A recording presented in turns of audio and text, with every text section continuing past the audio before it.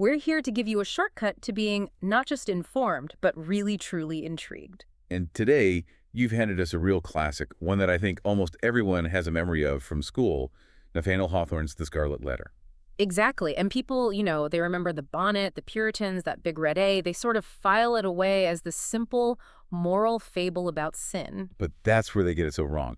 When you look at the source material you've shared, especially the psychological analyses, it's something else entirely. Right. Well, it's much darker and, frankly, shockingly modern. So that's our mission for this deep dive. We're going way beyond the summary. We're going to uncover the dark psychological architecture of this story, because one of the most compelling claims in your sources is that this is, in fact, the world's first psychological horror story.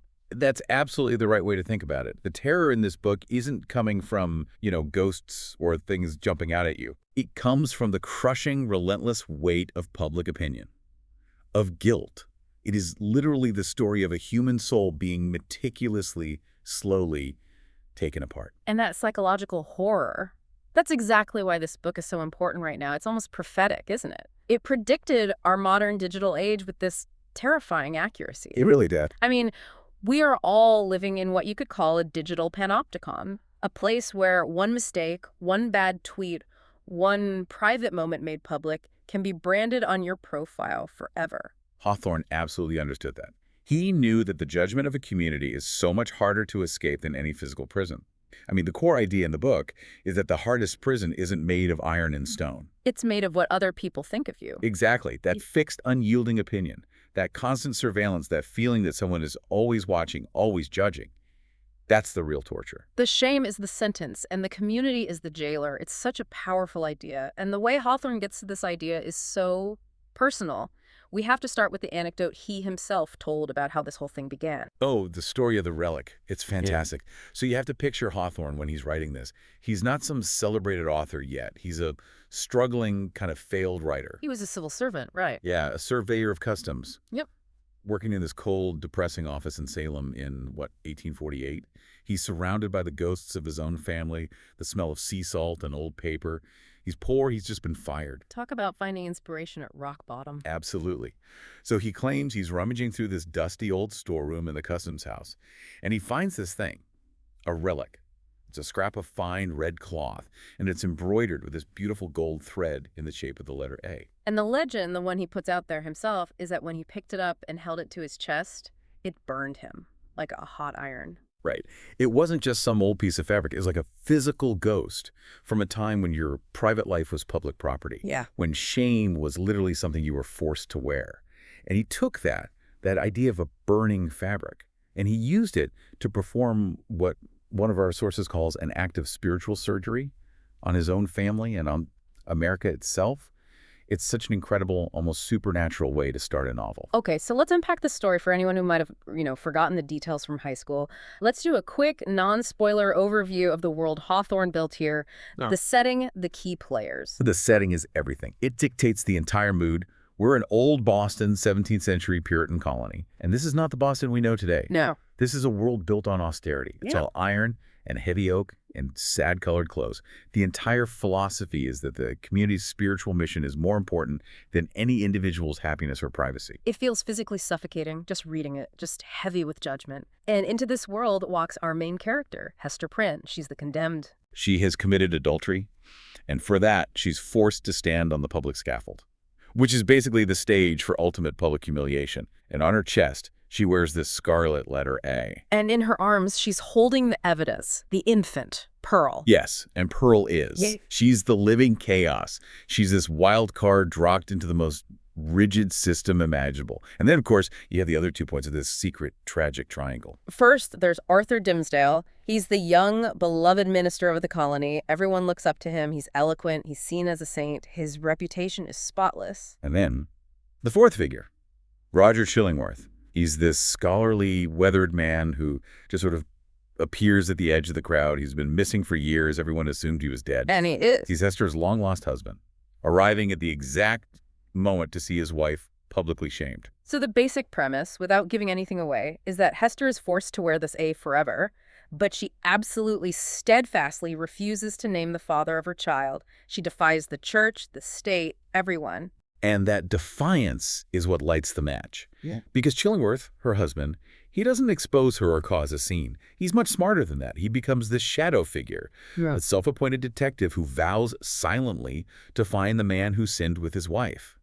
And not to punish him, but to torment him meticulously for the rest of his life. It sets up this quiet, long-term psychological war. Exactly. Okay, so that brings us to the core of the story, and just a heads up to everyone, we are now officially in the spoiler section, because this is where the real action is, and it's not a physical fight, it's an internal collapse. It's this slow, creeping horror. It really begins when Chillingworth, very cleverly, positions himself as Dimmesdale's personal doctor and roommate. And the sources all use that word to describe him, a leech, which was a term for a doctor then, but Hawthorne means it in the other sense too. Oh, absolutely. He's a parasite. He has zero interest in healing the minister's physical ailments. He wants to dig into his conscience. He wants to keep him alive just long enough to make sure his suffering is perpetual and exquisite. It's just a masterful kind of psychological torture. And Dimmesdale, he's so burdened by the fear of being exposed and by the weight of his perfect reputation that he can't confess. So he starts punishing himself in secret. Horrific ways. He fasts until he's weak and hallucinating. He whips his own back in his study. He goes to the scaffold in the middle of the night and just screams into the void, convinced no one can hear him. One analysis called it the black fungus of hypocrisy, rotting him from the inside like a hollow tree. That's a perfect description. His internal world, this prison of unreleased guilt, is so much worse than Hester's public reality. She's an outcast, but she's free from the secret. He's beloved, but he's completely trapped by the lie. And this goes on for years, this psychological chess match, until they finally have this confrontation, this meeting in the dark woods. The forest meeting, yes. Yeah. The forest is the only place in the whole book where the rules of society just disappear. It's the one place they can actually breathe, Yeah. where their natural primal selves can come out. And Hester, she sees a chance for them to escape. She tears the Scarlet Letter off her chest, throws it on the ground, lets her hair down. A huge symbolic moment. She proposes they run away to Europe, start a new life, leave this whole oppressive world behind. It's this one moment of pure, desperate hope. But it's shattered almost immediately by their daughter, Pearl. Right. What does Pearl do? She's on the other side of a little bluff, and she just refuses to come to her mother. She just stands there, pointing at Hester's chest where the A used to be. The child, who is the living symbol of the sin, instinctively knows that the letter is a part of who her mother is now. It can't just be thrown away. So Hester has to pick it up and put it back on. She does, defeated. It's this crucial, heartbreaking moment that says you can't just erase your past. You have to integrate it somehow. Which all leads to the final tragic confrontation. On the day of Dimmesdale's greatest professional triumph, the election sermon. He gives the most powerful, most eloquent sermon of his entire life, a masterpiece built on years of hidden guilt. But then, instead of joining the victory parade, he turns. He walks straight to the public scaffold. And he calls Hester and Pearl up to join him. In front of everyone, he rips open his shirt, his ministerial robes, and reveals a mark on his own chest. And the sources all point out that Hawthorne is deliberately vague about what it is. Is it a self-inflicted A? Did it just appear there from the guilt? We don't know for sure. And the ambiguity makes it even more powerful.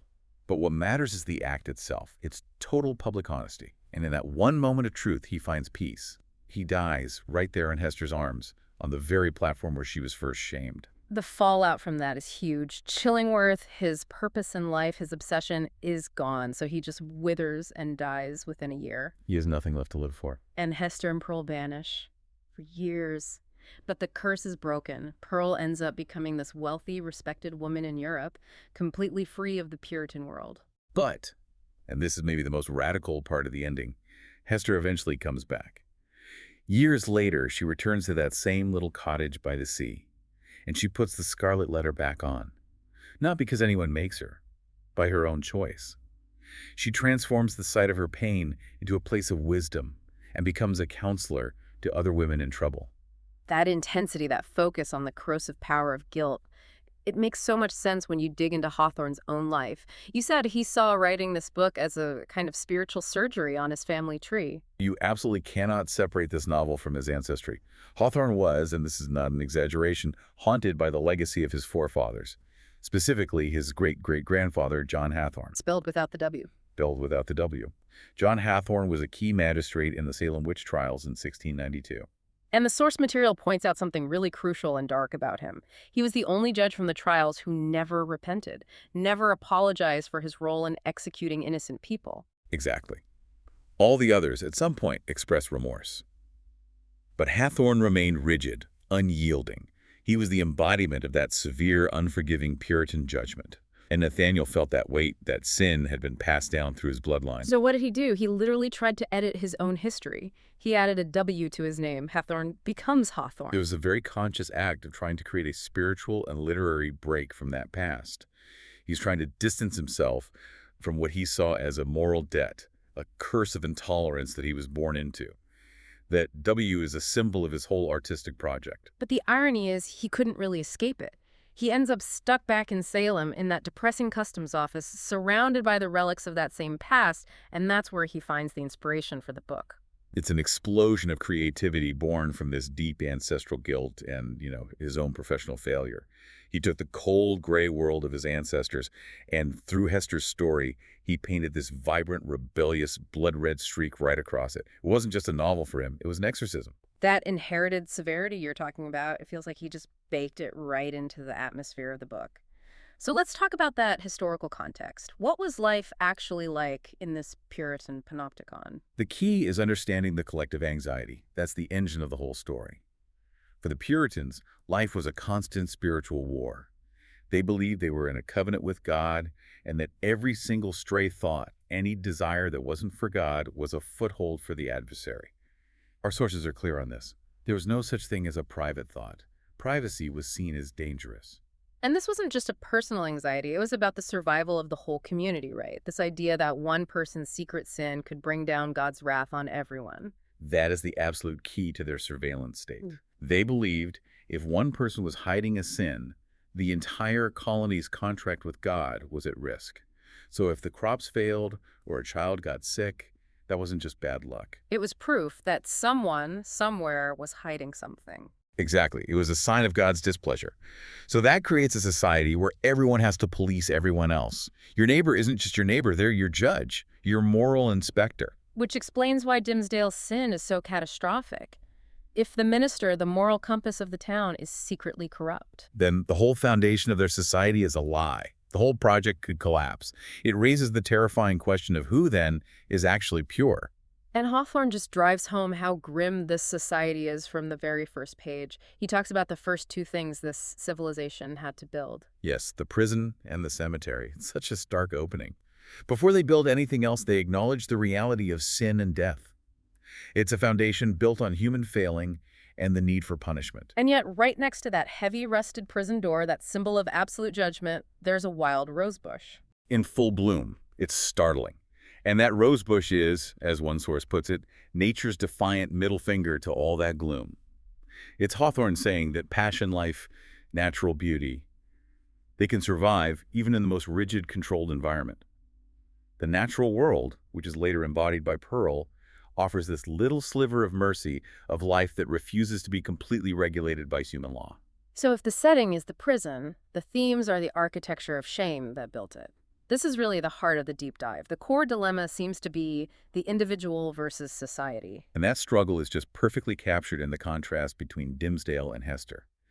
They commit the same sin, but their responses to the guilt could not be more different. Dimmesdale chooses hypocrisy. Secrecy. He hides his sin. And what happens to him? He literally rots from the inside out. He's up there in the pulpit being praised as a saint while he's dying this slow, agonizing spiritual and physical death. And the praise, the adoration from his flock, it's like poison to him. Every time someone tells him how holy he is, it just deepens his self-loathing. He's a walking lie, and that lie hollows him out completely. Whereas Hester, she wears her sin on her chest for the whole world to see. It's radical public exposure.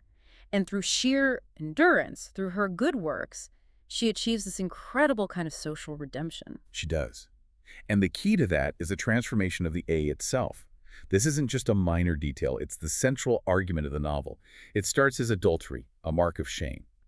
But over the years, because of her dignity and her help to the poor and sick, people in the town start to say it stands for Abel. That shift is monumental. From shame to capability. It shows that those external labels only have the power you give them.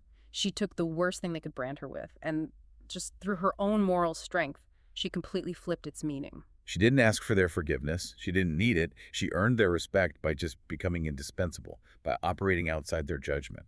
It's such a powerful message about agency. It's like she's saying, you can brand me, but I will decide what the brand means. And then you have the third figure in this, Chillingworth. He represents what happens when the desire for justice turns into pure vengeance. Oh, he's the ultimate cautionary tale. He's like the sunk cost fallacy of the soul. He invests every ounce of his intellect and his life force into destroying Dimmesdale. And in the process, he loses his own humanity, because that kind of malice is a poison that corrupts the person holding it just as much as the target.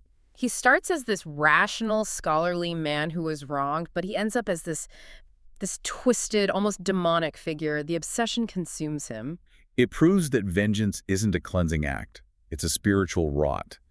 The seeker ends up becoming as morally corrupt, if not more so, than the sinner he's pursuing. Let's delve deeper into these incredible characters. They feel so psychologically real. Let's start with Hester Prynne, that defiance and that craft. Hester's first defiant act is an artistic one. The town wants her to wear a plain, ugly symbol of her sin. Instead, she embroiders the letter with this beautiful, ornate gold thread. She turns her punishment into a masterpiece. Which, in their eyes, is like a second sin. The audacity to make her shame beautiful. It's such a subversive act, isn't it? She uses the very tools of her domestic prison, the needle and thread, the skills of a woman, to seize control of the narrative. By making the A beautiful, she's saying, you think you've defined me with this, but I'm going to define it. I'm going to make it something you can't just dismiss as ugly. And that defiance carries her through 7 years of isolation. It all culminates in that final choice to return to Boston, even when she's free to go anywhere. She puts the A back on by choice and transforms it into a symbol of wisdom, a beacon for other women. She turns her isolation into a new form of community. It's incredible. Okay, now let's pivot to Arthur Dimmesdale. That phrase from the sources, the hollowed tree, is just perfect. What's going on inside his head? The metaphor is so accurate. He looks strong on the outside, a pillar of the community. But inside, that black fungus of hypocrisy is just eating him alive. The constant, terrifying effort of maintaining that mask of holiness while knowing his own corruption. It's a far worse prison than Hester's. And it's the public's love for him that makes it worse. That's the torment. Every sermon on sin he gives, they love him more, which makes him hate himself more. His reputation becomes his cage. And that's what leads to the scourging, the fasting. He's trying to physically beat the lie out of himself because he can't speak the truth. He's completely fragmented. And then there's Roger Chillingworth, the spiritual vampire. Yeah, the town might call him a leech, a doctor, but he's a true parasite. His only interest is in the dark, diseased parts of Dimmesdale's soul. His goal isn't death. It's sustained agony. He's weaponizing a man's own psychological weakness against him. And Hawthorne shows this decay physically, right? Chillingworth gets darker, more misshapen. His eyes are described as having this red, malevolent glow. It's the physical sign of his soul's corruption. He starts as a man of science and reason, and he ends as a demon, driven only by malice. He's revenge personified, and it costs him his own humanity. Finally, we have to talk about Pearl, the living Scarlet Letter. She's the wild card in this whole rigid society. She's born, symbolically, without the shame gene. She is pure, untamed nature and truth. She doesn't get society's rules. She plays with weeds. She talks to animals. To Hester, she is both a constant, painful reminder of the sin and a blessing, the proof that their act of passion created something beautiful and alive. And that's why that scene in the forest is so crucial, when Pearl refuses to come to her mother after she takes off the letter. Yes. Pearl is loyal to the truth that the A represents. She instinctively sees it as part of her mother's identity. That brook is like a border between civilization and the wild, honest forest. And Pearl won't cross it because her mother is trying to shed a part of her truth to get a false freedom. The A has to be owned, not just thrown away. Let's shift a bit to the craft of the book. Hawthorne's style can be dense, but the story is built around these really powerful literary techniques. Absolutely. And the most important one is the scaffold motif. It's the town's most important landmark. It's the stage where your identity is stripped away in public, and it appears 3 times, mapping the entire arc of the story. So walk us through those 3 scaffold scenes. Okay, scene 1, at the beginning. Hester stands alone in the bright noon sun, taking the full force of the community's judgment. It's mandated shame, public isolation. Then in the middle of the book, Dimmesdale is on the scaffold alone at midnight. Right. This is isolation by secrecy. He's on the same platform as shame. But because no one sees him, the act is meaningless for his salvation. It's a private hell on a public stage. And at the very end. All three of them, Hester, Dimmesdale, and Pearl, stand there together in the daylight. And it becomes the stage of total, terrible revelation. The repetition of that one physical spot lets Hawthorne track their entire journey with public judgment. And then you have the forest, which is the complete opposite of the scaffold. Exactly. The town is all law, order, and rigid boundaries. The forest is chaos, darkness, emotion, and truth. It's the only place the rules disappear, and they can be themselves. But they learn you can't truly escape your past because Pearl, the symbol of that past, is right there with them. We've mentioned the leech metaphor, which is just central to the horror of it all. It perfectly defines Chillingworth. A healer who uses his knowledge not to heal, but to keep a wound open forever. It captures the quiet, calculated psychological cruelty at the heart of the book. And finally, the use of color is so striking. You have this drab, gray, Puritan world. Sad-colored garments, gray houses, iron, and then splashed right across it is this vibrant, bloody, defiant red of the A. It's a visual assault. It's passion and sin screaming against austerity. That red streak is impossible to ignore, just like Hester herself. When the book came out, the reception really centered on that final, shocking scene on the scaffold. It was like a psychological bomb going off in the community. You can think of it as a glitch in the Puritan matrix. For 7 years, the moral order was simple. Hester is the sinner, Dimmesdale is the saint. Everything rested on that binary. But in one dying act, Dimmesdale destroys it. He forces everyone to see that the person they'd hated and ostracized, Hester, was actually the only one who had been living with any kind of honesty. The shock of seeing their sainted minister standing with the adulteress, revealing his own mark of shame. It shattered their whole worldview. It forced every single person in that crowd to question their own judgments, and even worse, to wonder about the secrets they were hiding. If the minister was a sinner, then maybe no one was pure. The whole panopticon just cracked. And the ending, with Hester and Pearl leaving, it's also kind of judgment on Boston itself, isn't it? It's a quiet admission that the colony failed them. Boston's moral vision was too narrow. It could only see people as saints or sinners, and Hester's journey was far too complex for that. Pearl's success in Europe proves that the shame wasn't a permanent hereditary curse. They simply outgrew a society that was fundamentally built on judgment. So when we look at the enduring influence of the book, the core message is still so powerful. The world can brand you, but it doesn't have to own you. That's it exactly. Hester taking the mark that was meant to destroy her and turning it into her power, her wisdom. That's the takeaway that has resonated for over a century. She took control of the story that was being written about her. It's influenced so much, from feminism to modern conversations about cancel culture and public image. And Hawthorne gives us this one last perfect image. When Hester dies, she's buried next to Dimmesdale, and they share a single headstone. And the engraving on the stone is written in this cold, formal language of heraldry. It says, on a field, sable, the letter A, cruels. Which just means a red A on a black background. The black background is all the sorrow, the isolation, the hidden suffering of their lives. But that final image is the brilliant blood-red A, a symbol of a life that refused to be extinguished, refused to be gray. It's a monument to their struggle and to Hester's quiet, powerful triumph over shame. So bringing it all home for us today, what is the ultimate takeaway? For me, Hester Prynne almost becomes this patron saint for anyone who's ever felt like an outsider or carried the weight of a judgment they didn't entirely deserve. She shows that the marks we carry, especially the ones we hide, they define us, and we have the power to decide what they mean. And if you connect it back to that psychological architecture, the lesson is so clear. Dimmesdale died from honesty because he waited too long. Chillingworth died from malice because it consumed him. But Hester truly lived because she chose to come back and wear the letter on her own terms. She took accountability. That choice is everything. By coming back, she turned her isolation into a new kind of community. She became a counselor, a refuge for other women going through the same thing. She didn't run from the shame, she domesticated it, she used it. Which leaves us with the big provocative question the book asks you, the listener, today. If the world could brand your darkest secret on your chest, a mistake, a failure, a hidden flaw, would you have the strength to face it? To own that narrative and, like Hester, find a way to make it beautiful or at least turn it into wisdom. Would you take charge of the branding, or would you let the label crush you? That choice between destruction and defiance is the enduring power of the Scarlet Letter. Thank you for joining us on this deep dive. We hope you continue to reflect on these themes and how our own modern panopticon might not be so different from that Puritan village. We'll see you next time as we continue to unmask the hidden truths of the world's greatest stories.